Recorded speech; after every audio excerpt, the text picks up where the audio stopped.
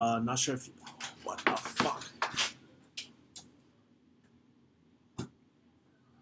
Okay, I'm back. Fucking shit. Anyways, so as you guys know, my hard drive is being repaired right now, so it's all fucked up. Talked about it in my last video, but I still want to get content out for you guys. I still want to do some videos for you guys, but I don't have all the time in the world to edit because I can't edit. So that's why I'm taking advantage of these live streams, man. So right now, I'm going to be answering some of your questions. Some of these questions are kind of old since I'm really bad at managing all my emails and stuff like that. But I think there's some really good questions here. So first one I was planning to do was Trindo. Okay, so Trin 2 months ago asked, how do hi Kevin, could you share how you encourage people to get vaccinated because there are a lot of people that are anti-vaccination, right?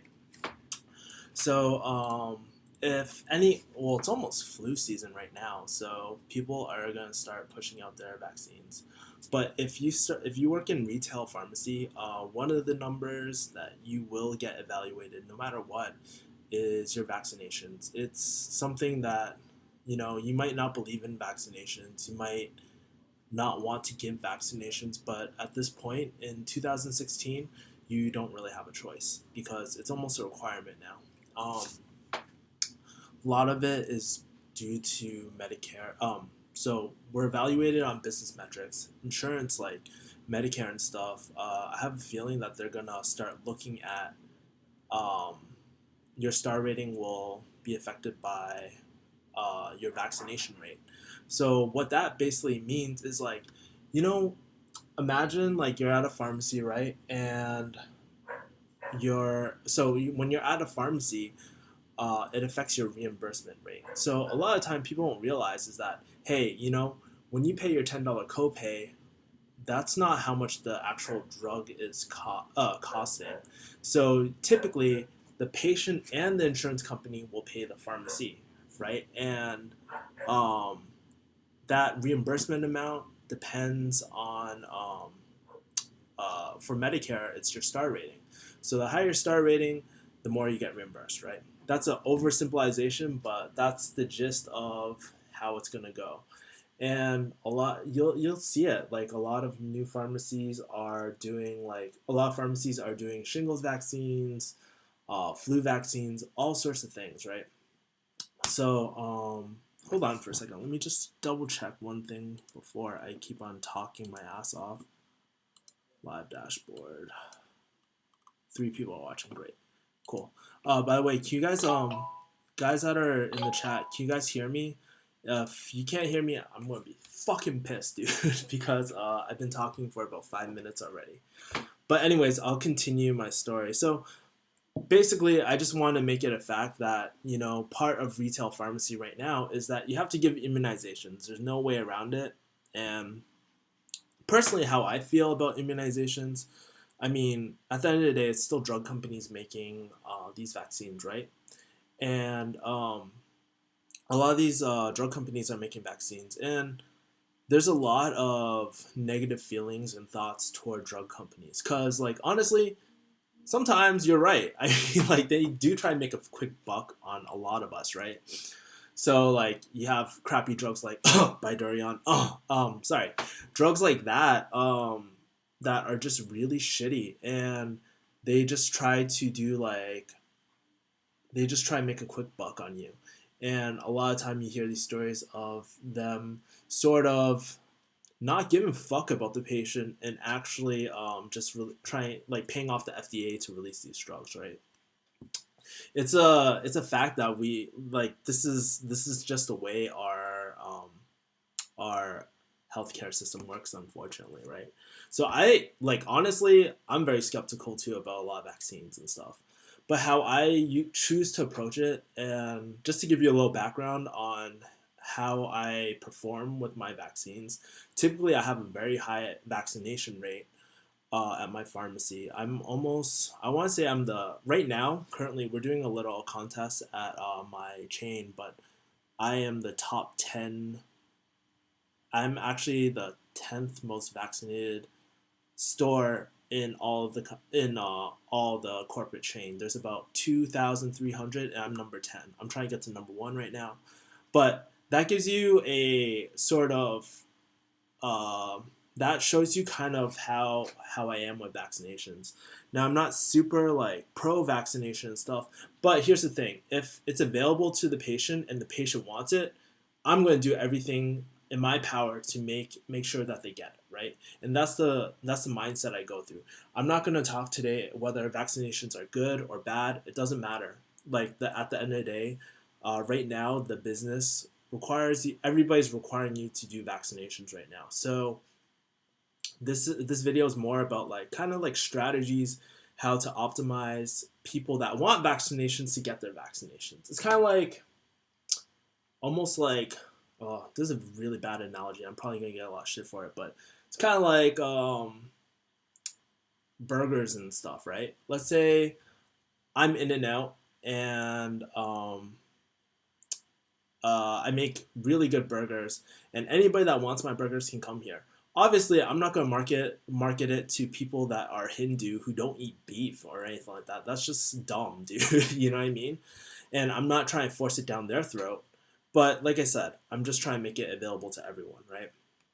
So a lot of time when a patient comes to a pharmacy, um, I'll usually be like, hey, you know what? It looks like you're due for X, Y, and Z because of your diabetes and stuff. Have you gotten your so and so vaccination today? And they'll be like, yes, no, but that's opening up the conversation and stuff like that. And when people say no, a lot of it is actually due to fear. So like sometimes it's like they don't know what the fuck it is. So it's your job as a pharmacist to sort of educate them, give them all the data that you know. And I think that's where a pharmacist is most important. It's not forcing a vaccination down their throat. It's really sort of giving them all the information so that they can make a really good decision. So a lot of time, I'll like I'll know like if they're a Medicare Part B patient, they're obviously like their flu shot and pneumonia is covered like 99% of the time. So you want like for those patients, it's like, hey, dude, it's free.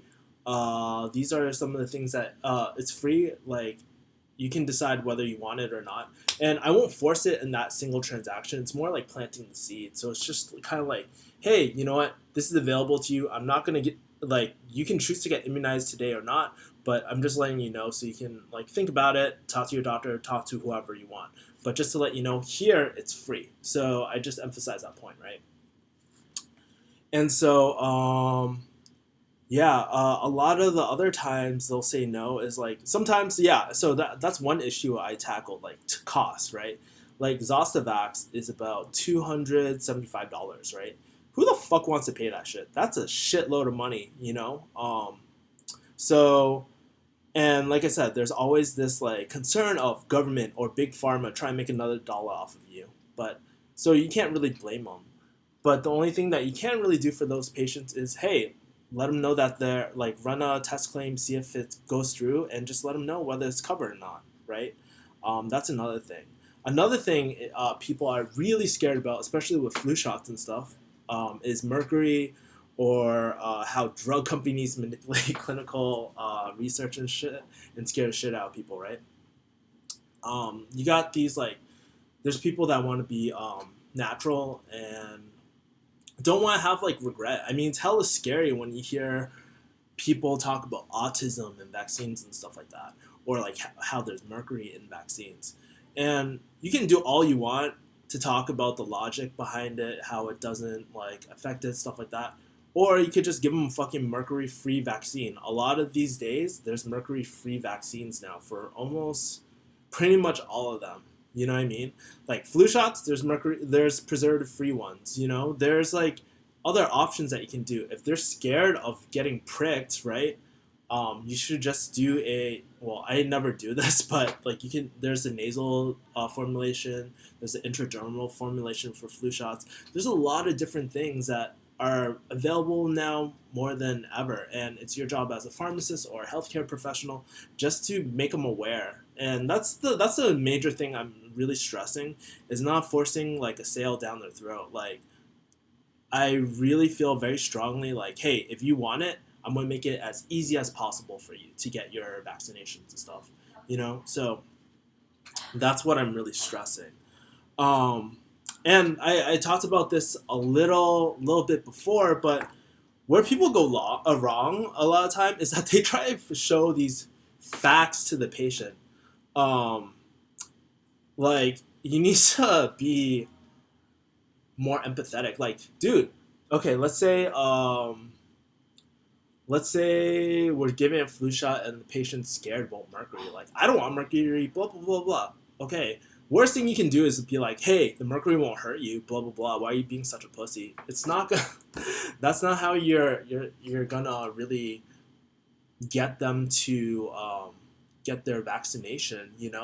Just provide alternatives for them. Just be like, hey, I understand, man. Like, it's scary to have any sort of mercury, especially when you hear all these like facts about, like, when you hear all these bad things about mercury going into your system. Of course, like, I like personally, I wouldn't want fucking mercury in my like system and shit. So, like, it's really understanding the fear and trying to relate with them and provide another solution to them.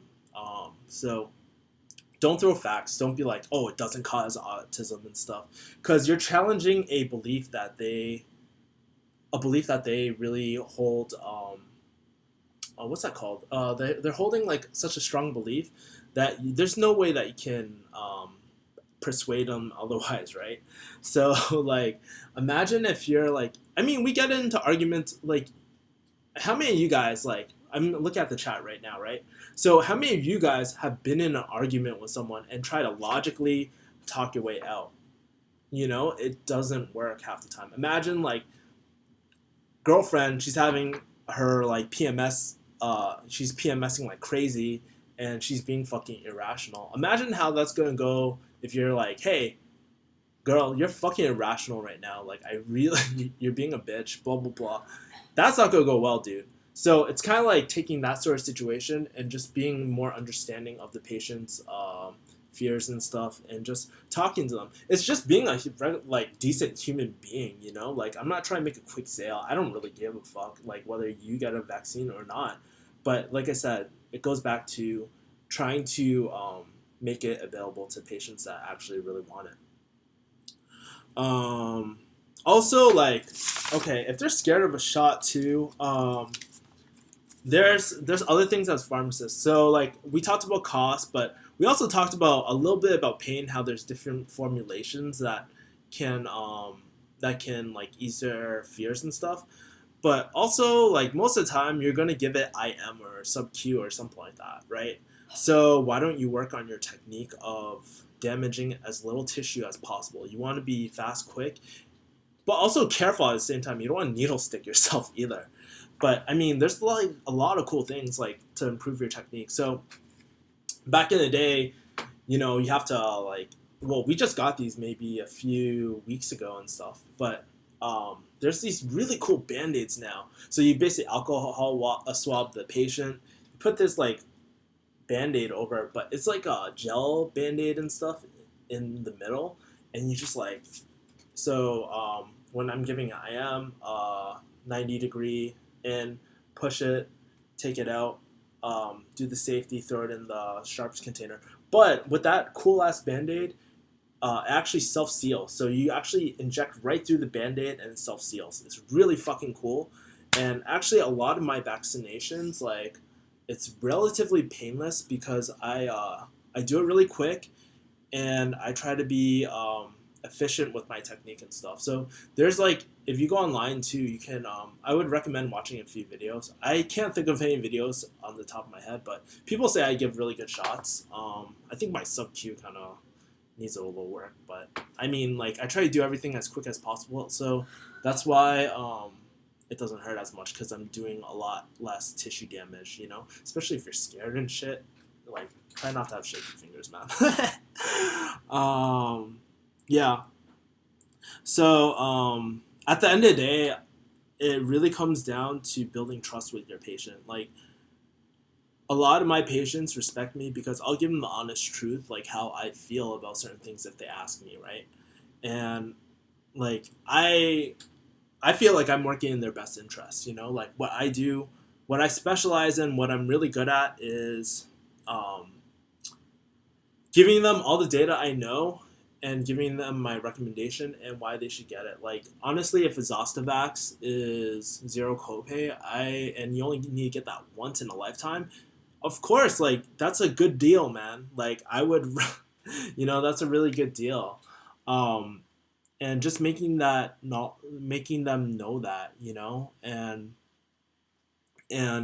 it's I think this is a really good thing because it's sort of shifting our like the pharmacist's role in healthcare from like I fucking count pills to like I'm an expert in immunizations, and it's more clinical based, which is really great for pharmacists. And I'm really happy to be part of this new sort of age of pharmacy where we're still counting pills and stuff and we're still dispensing, but more and more I think we're gonna start branching out from those traditional roles and stuff. So I know I covered a lot. A lot of it is really technical. It's not like a refugee hustle type of thing, but like this is something I get asked a lot, and I feel very strongly about it. Like personally, like I don't get all my vaccines and stuff, but um, and there's reasons for that, but I probably won't go into it. But like I said, it's just making it available to people that want it and working in the patient's best interests. Yeah. So guys, right now I am going to do like a few videos right now in a row. So if you guys got extra questions and stuff, just post it in the chat over here. Fuck. Here? No. It's this way. Here. Fuck. I'm confused. Well, right here. There we go. Here. Yo, so post like questions in the chat and stuff. I'll take a look at it. I'll answer some live questions right now. But I just and plus I am thinking about doing this new series called Daily Hustle, Daily or Hustle Daily. I don't know what I'm going to call it yet, but as you guys know, like I'm on my path of being successful entrepreneur, right? And I sort of want to show you guys this journey as I'm going through that, and through all the ups and downs, because it's not when people say entrepreneur, it's not like a quick type of endeavor, like the ones that make it overnight just don't make it long-term game, right? Anyways, and I think later today I'll be talking about Pokemon Go too. So I might do a few more videos, but yeah. So stay tuned. I'm going to actually stop this stream. I'm going to make another thumbnail and I'm going to open it, but I'll let you guys know when I'm done doing my videos. Anyways, guys, if you're watching this, subscribe to my channel. Go to Refugee Hustle and sign up for our emailing list and stuff. Be the hustler today. So I can share more cool content with you guys. So I can announce my live streams to you, and I have some good stories on Refugee Hustle, which I'm holding off on right now because I want to make it every single week, and so I'm just kind of stockpiling right now. So I have a lot of good stories, and I think you guys will enjoy it, man. Thank you, and I'm gonna shout out the people in the chat right now. Edwin Wong, Edwin was like, "Oh, sup, dong man." Steven, Steph Sonza, Dylan Day, Tito Sa, SJS, and to anyone Blackjack YG, dong man. All right, guys, see you in a bit. Peace.